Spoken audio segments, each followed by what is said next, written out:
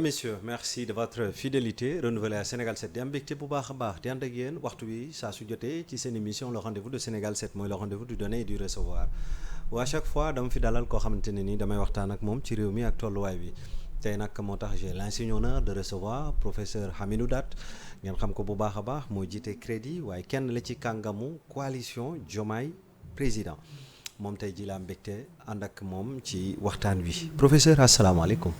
maaleykum salaam sëñ Jibi maa ngi lay nuyu bu baax di la fay bu baax. di am mbégte.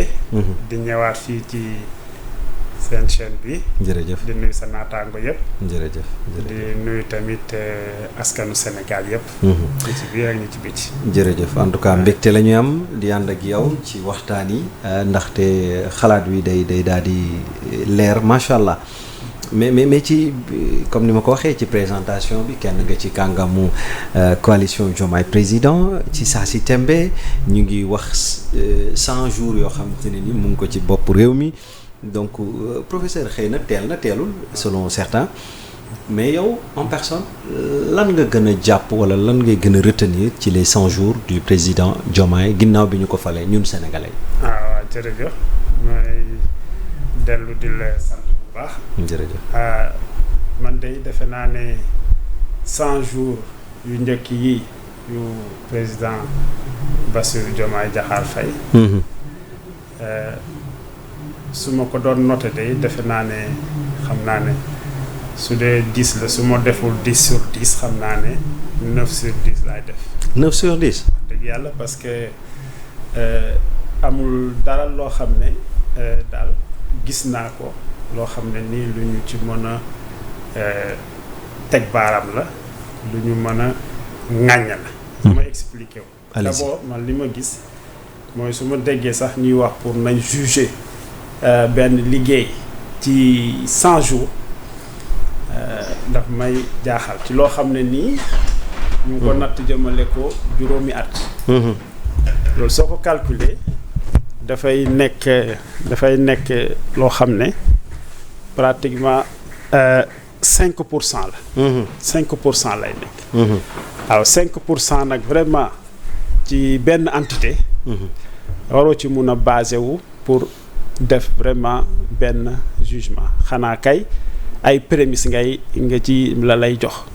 mais boo xoolee bu baax xam naa ne ci un peu dans la tradition occidentale si la loolu am ndax souvent. defe naa dañ koy dëppale ci ak les 100 jours de Napoléon Bonaparte xëy na loolu moo tax Napoléon Ier ndax bi mu xam nga empereur la woon en France 1804 ba 1814. defe naa bi mu demee exil biñ ko exilé mu dellu siwaat ci deuxième gouvernement boobu mu def commencé comme mars ba juin mu nekk à peu près 100 jours. ñu koy faral di wax les 100 jours de Napoléon moo tax xam naa ne. Dans la tradition un peu occidentale ñuy faral di dem suñu demee bu mu mat 100 jours ñuy toog di natt à peu près doxinu régime. ci li ma xalaat yaakaar naa ne xanaa peut-être foofu la origine bi war a jóge wala bokk ci origine. yi tax su régime defee 100 jours. 100 jours à peu près nit ñi di commencer di juger waaye comme li ma la wax rek tuuti na moo tax ma ne suñ ko doon noter. war nañu mun a def vraiment note maximale lu tax parce que boo xoolee président Bassirou Diomaye Faye vraiment da nga gis ne action bi vision bi mu ngi fi. stratégie bi mu ngi fi enthousiasme bi aussi wax dëgg yàlla mu ngi fi boo gisee équipe bi ñu mettre en place ak le président Ousmane Sonko avec son équipe vraiment da ngay gis ne c'est une équipe bi am na vision am na stratégie mais surtout am na enthousiasme. mais c'est ça. léegi nañ ko def ndànk-ndànk. vision la nga ne stratégie. waaw ak stratégie. ak enthousiasme. léegi vision bi c'est quoi d'ailleurs. bon vision bi je pense que ñun ñëpp xam nga mooy projet bi moo tax su ma toogee di dégg ñuy wax ne alors amuñu projet. man daf may jaaxal. lu tax mu lay jaaxal. waaw daf may jaaxal parce que. document bi nga xam ne ñun moom la ñu yore woon au niveau de la coalition bi ci liggéey sax dañ ko far intitulé le projet phare le projet noonu lañ ko tuddee le projet donc programme bi ci boppam le projet lañ ko tuddee kon kay parce que seen détracteurs yi seen opposants yi en quelque sorte ku mel ni Bougane Thierno Bocoum ñoo ñëpp nee nañ seen projet bi ay naxee mbaay la en quelque sorte quoi. non parce que projet sax d'abord kenn warul mun a wax ne projet naxee mbaay la loolu déjà mooy première erreur bi lu tax parce que projet mooy vision mooy fi nga jëm mooy fi nga jëlee fekk benn situation benn système ci benn état bu ko yóbbu ci beneen état.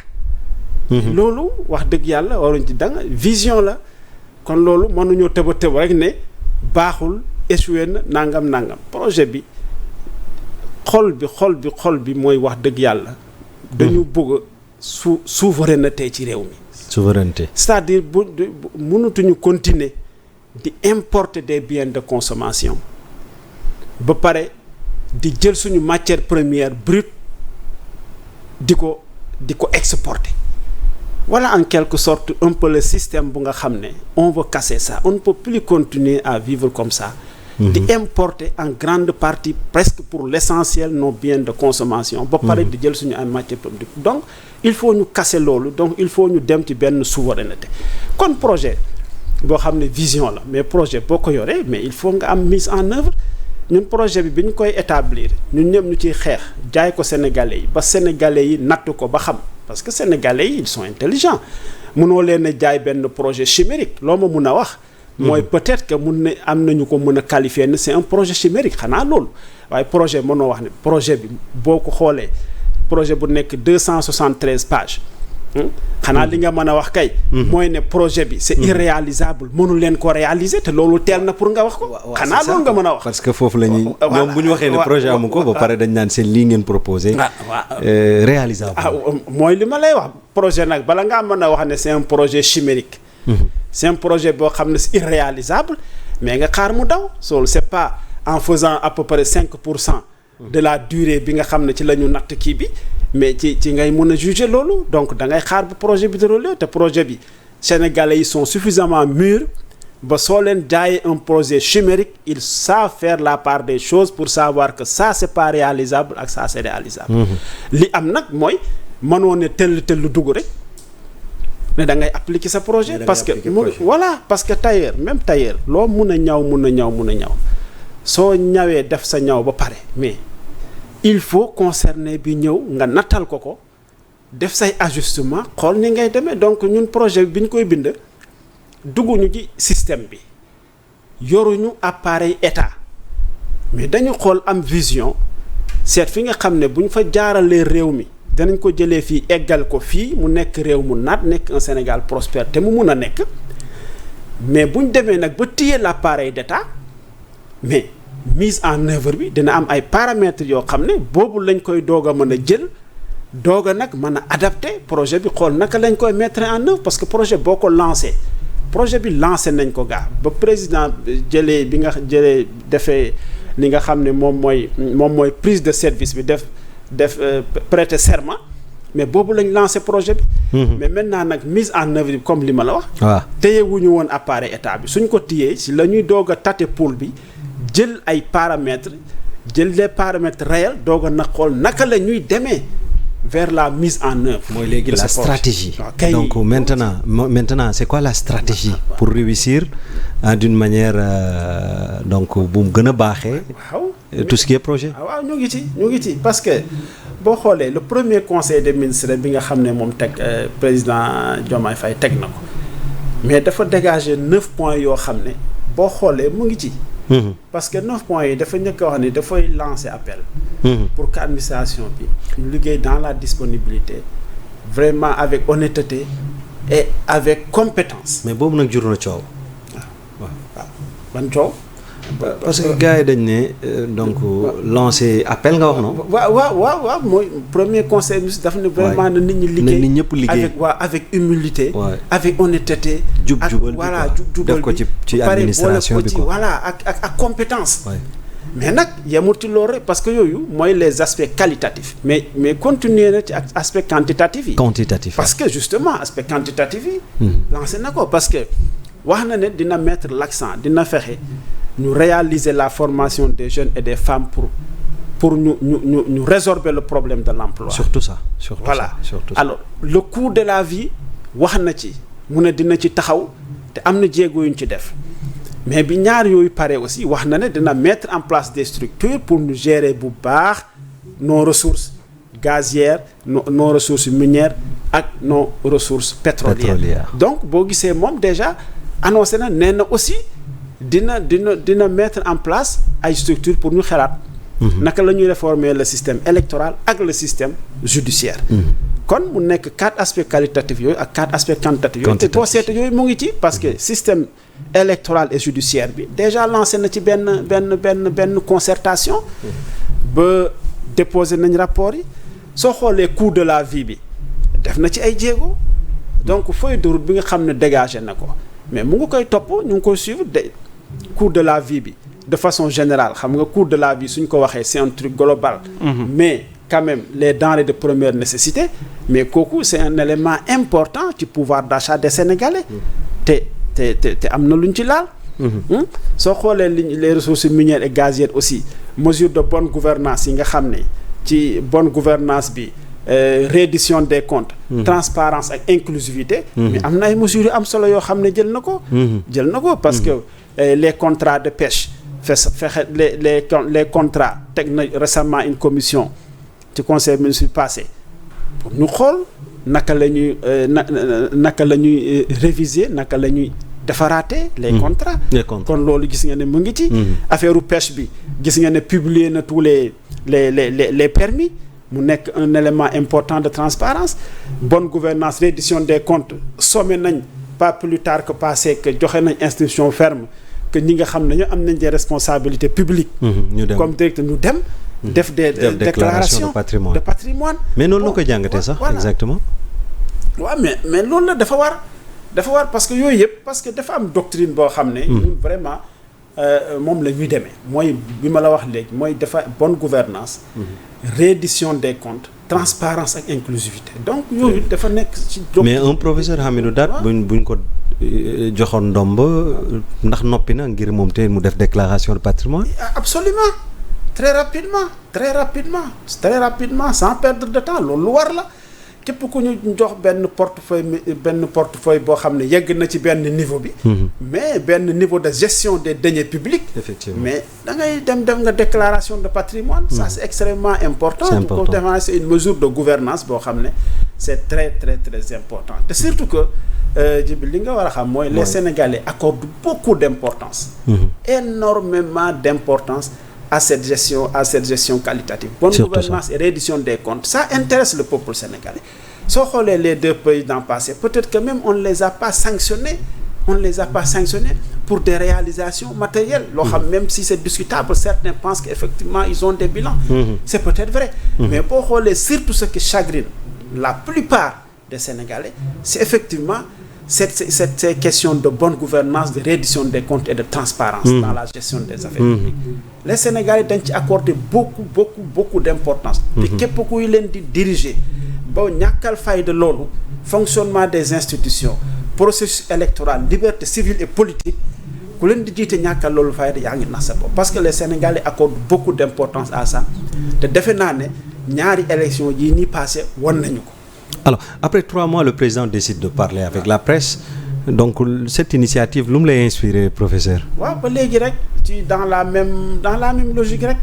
parce que su fekkente ne yow da nga bëgg a vraiment def quelque chose de transparent.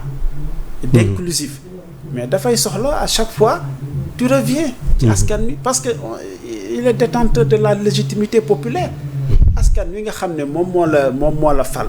moom moo am yaakaar ci jiital la mais la communication doit toujours être maintenue loolu je trouve que c'est une mesure c'est quelque chose qu'il faut vraiment saluer parce que day tax institution yi di gën a communiquer ak population yi mais comme ni ma la waxee à 3 mois déjà évidemment on ne peut pas prétendre faire un bilan mais au moins dina am des retours déjà sur les premières actions posées et ça je pense que c'est extrêmement important et c'est quelque chose de très courageux quand même de sa part je le salue je l'encourage voilà alors professeur revenons un peu de ci coalition bi Diomaye président comment elle se porte?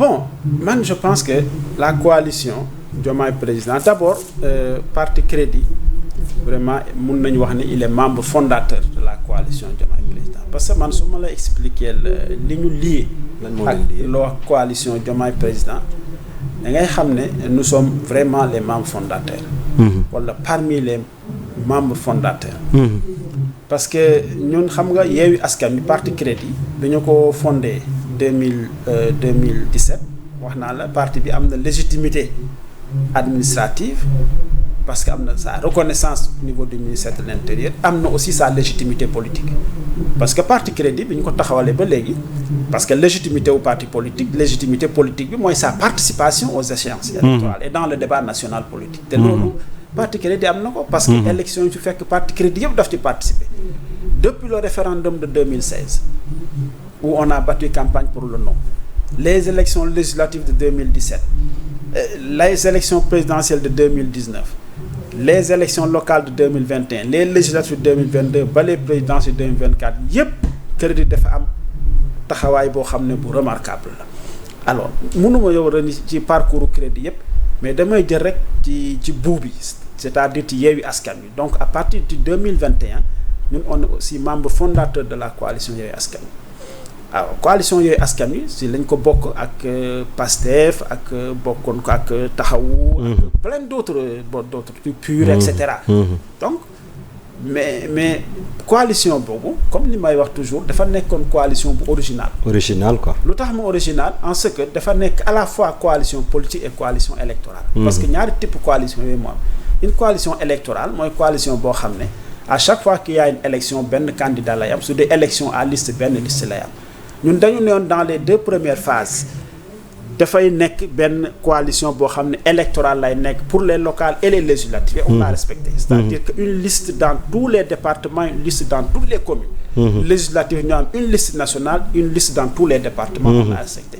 mais à partir de l'élection présidentielle bi su ñëwee dafay soppeeku nekk juste une coalition politique c'est-à-dire que dañuy am unité d'action mais libéré ku ci nekk def ta candidature alors c'est en ce moment que le Crédit comme les autres partis avait décidé aussi de poser sa candidature mais nous entre-temps on a été sollicité par le président Ousmane Sonko il a envoyé un émissaire qui est venu me dire que le président Ousmane Sonko dit qu'il souhaite que le parti Crédit porte sa candidature donc xam nga ne ñun la coalition Sonko président nous sommes le parti qui le porte nous avons été le premier à le signer et quand j'ai contacté mon bureau national ils m'ont donné leur accord leur aval effectivement je pense que dans ces situations-là comme l'important c'est de changer et que nous avons quand même partagé avec le PASTEF avec le président Ousmane Sonko beaucoup de plateformes de l'opposition depuis le front de résistance nationale depuis l'IED d'ailleurs initiative pour des élections démocratiques Yewwi Askan Wi jusqu'à front de résistance nationale jusqu'à Yewwi Askan Wi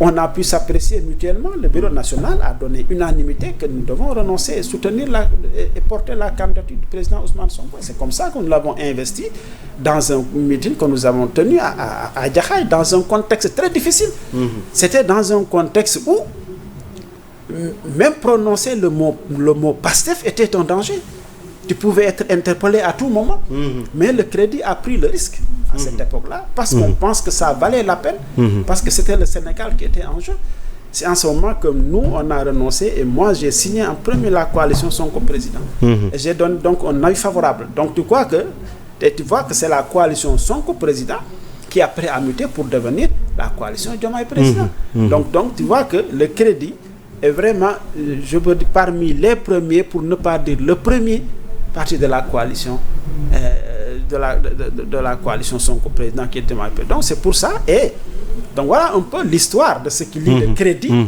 à la coalition Diomaye président voilà donc je crois que c'est vraiment un parti de tout première heure alors maintenant sa participation au sein de la coalition aussi vous l'avez vu ça c'était avant mais quand on a compris que donc le sort du président Ousmane Sonko était maintenant scellé qu'il ne pouvait plus être candidat et qu'il avait donné instruction nous avons instruit à toutes nos bases qu'effectivement il faudrait suivre les instructions et c'est comme ça que la FIS 111 a été partout parrainée par nos militants à travers tout le Sénégal et c'est après comme ça que la coalition nous avons professeur ne ko mu wax wolof professeur waxal wolof waaw mu ngi noonu mais da ngay donc ñun dañ ci jouer rôle bu am solo te ci biir coalition bi aussi dëgg yàlla ci biir coalition bi ci liggéey bi on n'a ménagé aucun effort. du suñu xam-xam du suñu doole du suñu alal. tout ça c'était parce que on tenait coûte que coûte ci pour coalition bi gagne yàlla dimbali ñu les Sénégalais ont compris le message. te dem nañu ba tey jii gis nga ñu génn ci vraiment haut la main. ci biir coalition bi aussi am nañ fa taxaw bi am solo parce que commission bi nga xam ne moom mooy toppatoo lépp luy relation avec les structures de base ñun foofu la ñu féete woon. donc impliqué wu ci après aussi nii donc avant wax naa ko pendant aussi ci biir. gis taxawaay bi mu ngi noonu. après aussi ba léegi ñuy continuer parce que groupe stratégie bi nga xam ne moom mooy organiser coalition bi. crédit mu ngi ci biir man maa ngi ci biir ñuy continuer di am liggéey bi ñu ci am di liggéey. kon mun nañu wax ne coalition bi se porte bien. te se porte bien maintenant li am mooy après élection mais dafay am benn trêve c'est normal dafay xaw am benn trêve politique. parce que bi ñu ci jógee président Bassirou Diomaye recevoir ñu fële ci hôtel King Fahd mais dafa joxe ay instructions. man mi bokk na ci li ma wax bi ma jëlee sama parole nañ réorganiser coalition bi. pour les prochaines échéances. nu ngeen koy waajalee sax déjà. voilà mu ngoog structuré waat ko parce que objectif bi changé na parce que objectif bi c'était d'élire le président yàlla may nañu ko ñu ciy sant yàlla di ci sant sénégalais yépp léegi dañ ko war a réadapter am ci coppite président bi aussi doxe woon na ay consignes. bi ñu fa jógee nag ba léegi ñu ngi ci la présidente Aïda Mbodj nekk président de la conférence des leaders mu ngi ci teg ay commission man mi am na commission boo xam ne dénk na ma ko toujours man nekk président bi commission bi nga xam ne mooy toppatoo lépp luy relation avec les structures de base. ma ànd ci ak sama ay naataango ñu liggéey déposer ko jox ko rapport te dégg nañ ne keroog wax na ne jébbal na rapport final bi président Ousmane Sonko donc dañu nekkoon ci phase de restructuration. nekkoon ci phase de réorganisation pour nag préparer les échéances. Justement c'est ça la question quoi nu ngeen koy waajalee mooy les échéances à venir yéen la coalition. waaw ni ñu koy waajalee daal mooy ni ñuy waajalee élection rek parce que ni ñu def ba gagner les élections présidentielles defe naa ne suñu continuer noonu jox kenn ku ci nekk sa cër parce que aussi alliés yi il faut aussi ñu jox leen ku ci nekk cër bi nga xam ne moom nga yeyoo. loolu aussi c'est très important. fexe garder dynamique bi nga xam ne moom la ñu déparé woon fexe ba garder ko. je pense que sénégalais yi dañu def ci présidentielle bi dinañ ko confirmer ci législative yi. parce que sànq li tax ma naan la comment se porte la coalition Diomaye mooy dañuy dégg ay wax ci suuf je sais pas nag ndax dëgg la mooy naan les alliés certains dañu frustrés moo tax ma doon laaj loolu. waaw dëgg c'est vrai xëy na am na ci comme li ma la wax xam nga. mënul ñàkk daal waaw mënul ñàkk te loo xam ne la aussi parce que duul sax ne dañ koy def pour soxla coûte que coûte ñu jox la res waaye boo bokkee ci mbir. bokk parmi les partis yi nga xam ne ñoom ñoo ko taxawal. bokk ci les alliés de première heure. xeex pour un projet gëm ko. mais da ngay bëgg suñu demee ba di ko mettre en œuvre. ñu boole la ci. nga bokk ci ñiy liggéey daal nga bokk ci ñiy liggéey. waaw indi ci sa contribution comme na nga ko indee. pas ay partage de gâteau mais quand même bokk ci ñiy liggéey rek. non bokk ci liggéey bi ça n'a rien à voir avec un partage de gâteau. waaw parce que ñu bëri noonu lañ koy woowee quoi naan ñii dañu bëgg ay partage de gâteau et tout. non tuddul noonu dafa am benn idéal boo doon xeex bu ñu demee nag ba yàlla jox ñu nguur gi ku ci nekk da nga ciy continuer bëgg ci jouer sa partition donte ne yaa ngi koy jouer sax fa nga nekk. ndax boo jëlee ko ci mel ni man maa ngi université Cheikh Anta Diop de Dakar. nekk fa un professeur. di fa liggéey quoi di fa liggéey. di def samay cours di def samay encadrement. vraiment di fa def liggéey boo xam ne ni maa ngi ko fay def depuis fanweeri at. bon donc yaa ngi liggéeyal sa askan. sans ou avec ñu jox la dara yaa ngi liggéey quoi voilà mu ngoog mais nag da ngay bëgg projet bii nga xam ne aussi da nga ci investir. vraiment def ci sa xam-xam def ci sa doole def ci sang def ci sa moyen te ñu koy mettre en œuvre. nga servir le peuple quoi bañ la ci desal ginnaaw. parce que aussi say militants sax mën nañ ko bañ a comprendre. man des fois mun naa comprendre quelques grincements de certains alliés. de première heure mën naa ko comprendre. parce que des fois da ngay subir la pression. de ta propre structure. parce que ñoo lay ñëw ne la mais projet bi nga ñu engagé. ci li nga ñu dugal coalition bi nga ci dugal ñun ñu ngi nii ba léegi nous sommes à l'écart on n'est pas impliqué des fois yow leader bi. yow pression boobu des fois daf lay poser problème. mais comme je dis ci 3 mois rek la ñu tolloo. 3 mois rek la voilà dara weesoogul donc dara weesoogul mais bon doomu aadama de nature dafa yàkkamti mais dara weesoogul. nañu def ndànk te xam ne projet bi ñu xeex dañ ko moom bokk ci ñi ko enfanté. teg ko fi di ci liggéey à la kulli yàlla dinañ ci jouer suñu partition. alors ci jouer partition boobu noonu bokk na ci ñu nekk ci jamonoy nawet fi nga dëkkee di côté Kër Massar foofu bëri na mbënd mi nu mu leen daan sonalee instant bi taw bu njëkk mu amoon ay problème fi mu toll nii qu'est-ce qu'il y a lieu de faire wala lan ngeen ni yéen ñi nekk ci coalition bi te mbir moomu soxal leen lan ngeen di teg ci suñu loxo wala lan ngeen di proposer également le président pour au moins ñu essayer génne ci li nga xam mooy inondation yi. waaw en tout cas man de li ma seetlu rek mooy gis naa ci ay action parce que président Diomaye bi mu jëlee pouvoir bi. xam nga mesure ñaari type la. dafay am mesure conjoncturelle wala mu am mesure structurelle. alors mesure structurelle loolu mooy solution définitive. moom mooy dem dans le temps mooy régler problème bi. am mesure conjoncturelle maanaam mesure yoo xam ne. dafa ne këtt ne jonn nga war a réagir population yi mën nañu xaar. aw foofu laay saluer sa clairvoyance. parce que ñoom bi ñu ñëwee moom ak président Sonko. au mois d'avril boobu temps hivernage mu ngi pointé. ñu am ñetti urgence benn ñu ne nawet baa ngi ñëw foog jiwu am engrais am. tabaski bi mu ngi ñëw. inondation yi ñu ngi ñëw mais ñu jël ci ay mesures conjoncturelles. rek lañ mën a def parce que. à cette période-là mesure structurelle xeju fi. mesure conjoncturelle yi gis nañ xaru tabaski yi ni mu tanee ren. ku daan jënd tabaski ak ku jënd ren xam nga ne am na différence. kooku c'est une mesure conjoncturelle boo xam ne c'est à saluer. fexe nañ ci daar bi xar yomb. loolu defe naa ne kenn du wax le contraire ñi doon jënd xar at yi yëpp gis nañ ne ren tane na. mu nekk une mesure conjoncturelle. parce que loolu dafa pointé woon à l'horizon mu ne nawet baa ngi ñëw nañ fexe jiwu am engrais am ñu régler éponger benn partie ci dette yi nga xam ne ameloon nañ ko opérateurs yi.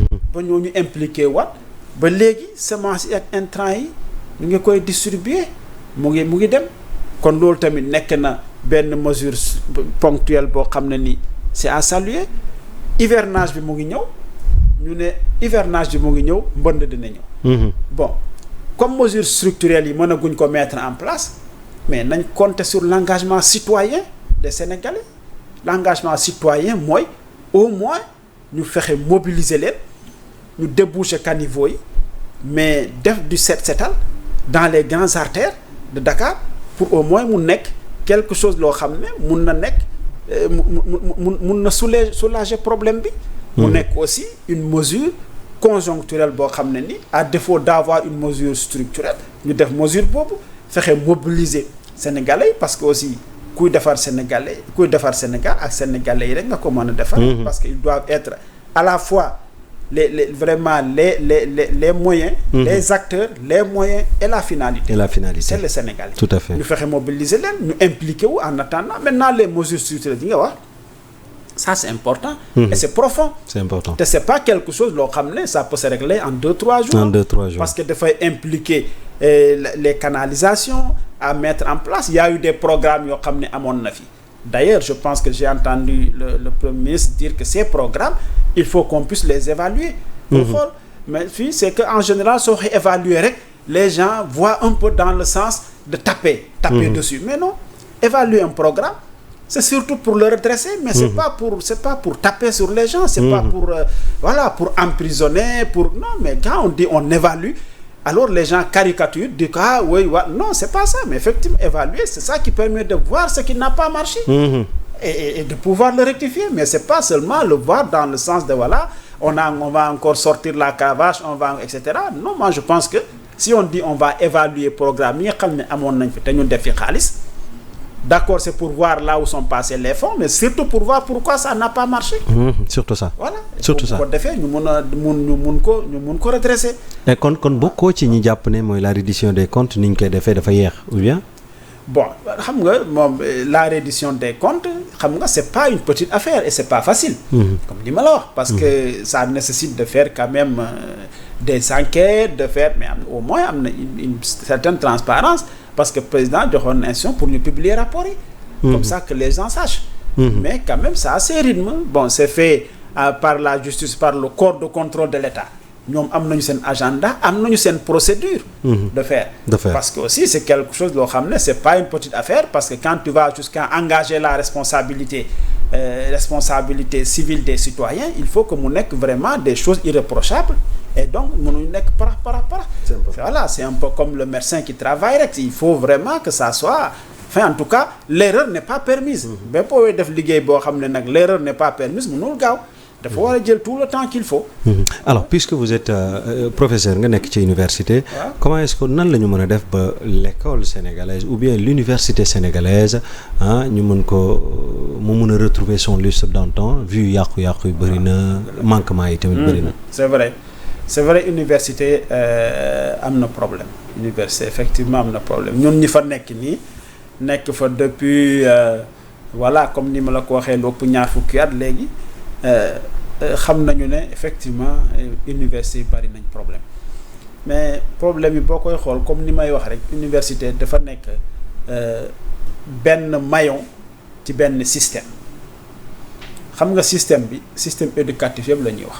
xam nga système éducatif 5 maillons la dafa am préscolaire bi am élémentaire bi am moyen bi am secondaire bi am supérieur bi. donc supérieur bi mënu la tëb baax te yeneen cycle yi baaxuñu cycle bu ci nekk nag am nga sa spécificité waaye li am mooy am na benn problème boo xam ne c'est transversal à tout le cycle mooy la mise à niveau de l'infrastructure scolaire parce que on manque de moyens dans le système éducatif même su fekkente ne ñu wax ne budget de fonctionnement état bi 40% ci éducation lay dem PIB bi peut-être am nañ ci benn pourcentage bu ñu ciy def même bu dee egguñu 10% bi critères de convergence internationaux yi di joxe il reste que le sous-secteur a besoin de moyens. Surtout.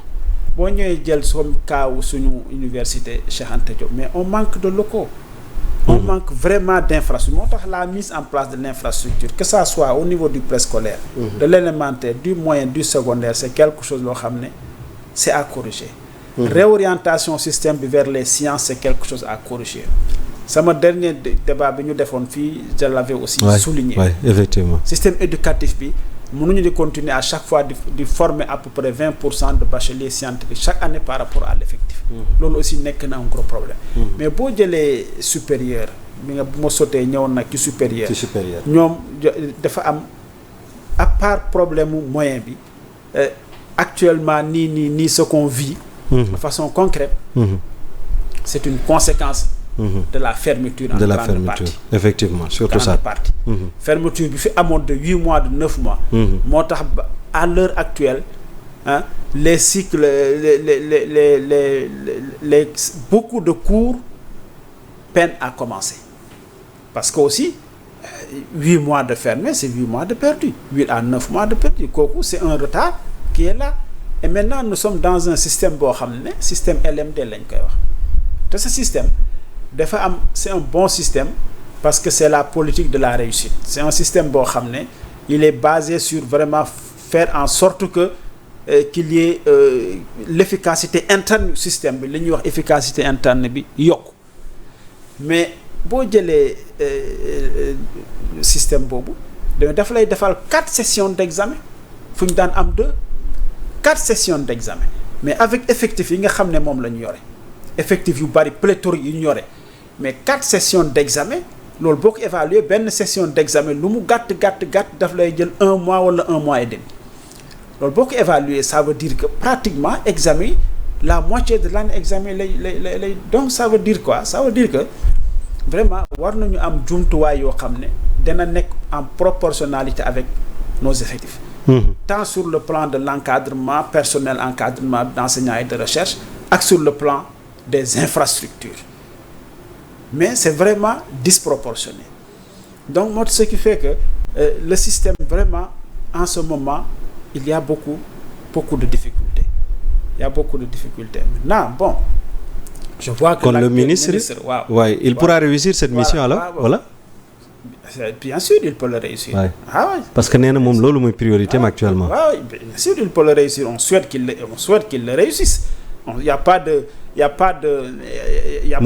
problème sans solution. ubbi tey jàng tey ubbi à temps tëj à temps tëj à temps tamit également. mais effectivement mais comme li ma la wax. parce que l'université depuis quelque temps duñ ubbi. non mais heure duñ tëj heure. oui parce que su ma la waxee ba léegi nii y a certains cours yoo xam ne de 2024 yoo xam ne commencé wuñu ba léegi. pourquoi parce que les examens yi ma la citeel nii on n'a pas pu les boucler ba léegi nii tu comprends que ça pose problème. ça pose problème voilà effectivement. voilà donc ça veut dire que. il faut vraiment ñu am des ay jumtuwaay yoo xam ne c'est proportionnel ak effectif yi nga xam ne moom la ñuy wax. c'est important alors pour boucler la boucle ndax li ñu waroon wax bëri na mais temps bi moo ñu xaw a xoj tuuti moo tax alors peut-être sa parti yow ci boppam. muy crédit lan mooy seeni perspective. waaw sunu parti perspective am en ce moment mooy nii may wax ak yow c'est continuer rester dans la coalition Diomaye Président pour le moment. parce que dañu nekk comme ni ma la ko waxee parti boo xam ne membre fondateur la te it parti boo xam ne vraiment jox nañ ko ci gëdd parce que man mi jokkoon naa ak président jokkoon naa ak moom directement donc jox nañ ñu cër ci coalition bi suñu objectif dans l'urgence nii daal mooy continuer ci liggéey jàppale leen ci projet bi nga xam ne moom la ñu gëm te ànd ci ak ñoom jaay ko sénégalais yi te nekkoon au devant de la scène nag jaay ko sénégalais yi ànd ci ak ñoom fexe ñu réussir ko. dans l'immédiat lii mooy les perspectives du parti waaw. en tout cas plaisir la woon ñu ànd mais ma bàyyi la rek peut-être loo yaakaar ne waroon nañ ko wax te waxtaanee wuñ ko mu nekk sa mot de la fin. waaw je pense que defe naa ne liñ fi wax yëpp amal na njëriñ askan wi. vraiment dellu di la sant rek. di la gërëm bu baax vraiment di la wax xanaa ba beneen yoon. incha allah di nuyu. mais bu fi di gëj nag bu fi di gëj nag. waaw incha allah bu fi di gëj nag professeur yow da ngay gëj a génn nag tay waaw gis nga de. te gars yi waroo di gëj a génn. waaw c'est vrai xam-xam bi dañ ko soxla. waaw c'est vrai man nag dëgg la. waaw problème bi mooy des fois. sama charge d'enseignement yi xam nga comme je suis professeur titulaire de classe exceptionnelle. université macha allah macha allah. alors en mathématiques te bariwuñu je suis très sollicité par les étudiants te en plus aussi ma nekk membre à l'académie nationale des sciences et techniques. parce que académie aussi dañu am benn programme bu am solo boo xam ne dañ koy dérouler foofu c'est la réorientation. di xool naka la ñuy apporter des solutions ci réorientation yi ma wax léegi système éducatif bi vers les sciences même boole aussi am ay responsabilités à l'international parce que xam nga maa ngi nekk IRD aussi chercheur associé là l'IRD mooy benn organisme de recherche français bu nekkaan j'ai mon laboratoire là-bas. macha allah bon ak Paris ak Sorbonne université aussi bon responsabilité yooyu yëpp dal mooy tax des fois du ma am voilà suffisamment de temps pour di ñëw ci médias yi di expliquer. macha allah voilà mais bu fi di géej fii moom revenez quand vous voulez également sa kër la quoi. Inch'Allah donc merci beaucoup professeur Hamidou Daat jërëjëf. ce fut vraiment un plaisir ñu ànd ak yow ci émission bi. donc mu ngi noonu émission la bu ñu àndoon ak lui professeur Hamidou Daat donc nekk ku ngeen xam ci réew mi donc mu yor fi ay ndombal tànk yu bëri en plus tamit nekk kenn ci kàngamu la coalition Diomaye président ñu doon ànd ak moom ci quelques minutes ngir waxtaanee réew mi ak tolluwaay waaye tamit waxtaanee partem di crédit donc ñu koy ñaanal plein succès ci lépp lu mu teg loxoom rek en tout cas jëmale ko ci parti beem ngir daal di jëmmal wala sax bokk ci ñiy liggéey réew mi jërëjëf professeur jërëjëf à Tuuti qui était à la partie technique di ko jaajëfal bu baax a baax tout comme yéen ñi ñu doon suivre je salue la grande dame Fatima Dia depuis Canada moom ak ay sœuram ñoom Zeyna ñoom Kia ñoom ñëpp maa ngi leen di nuyu bu baax a baax a baax a baax mention spéciale à vous donc nii lañ koy def ak yéen di wéyandoo ak yéen ci kanam tuuti yeneen émission ñëw s'il plaît au bon Dieu mais d'ici là restez branchés scotché jamais déconnecté sur sénégal7.com jaa ngeen jëf merci au revoir